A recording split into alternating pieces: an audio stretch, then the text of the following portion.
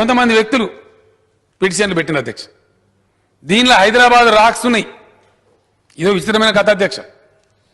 వాడు ఎవడు పిడిచాడో ఆడికెళ్ళి పిడిచాడో ఓపెన్ ల్యాండ్ హెరిటేజ్ ఉంటుంది అధ్యక్ష అన్న ప్రపంచంలో.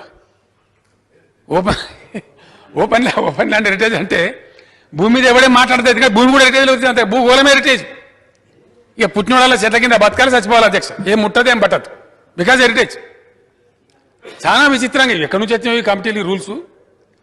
ఇది హెరిటేజ్ ఉన్నదని చెప్పి పెట్టిన అధ్యక్ష. ఓపెన్ ల్యాండ్ అడే బిల్డింగ్ లేదు, కట్టడం లేదు, కట్టలేదు, ఏం లేదు.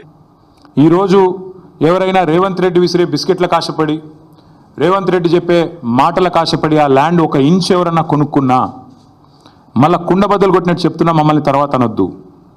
ఖచ్చితంగా ప్రతి ఇంచు తిరిగి వెనక్కి తీసుకుంటాము.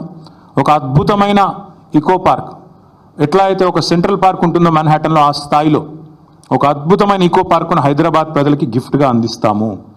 అటు సెంట్రల్ యూనివర్సిటీ విద్యార్థులకు ఆ గిఫ్ట్గా ఉంటుంది, హైదరాబాద్ ప్రజలకు కూడా ఇది ఒక గిఫ్ట్గా ఇస్తాము. ఇది మా కమిట్మెంట్, ఇది మా బాధ్యత.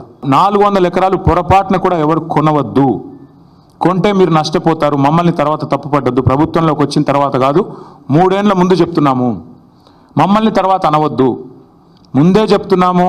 ఈ ప్రభుత్వం రియల్ ఎస్టేట్ విస్తరణ కాంక్షతో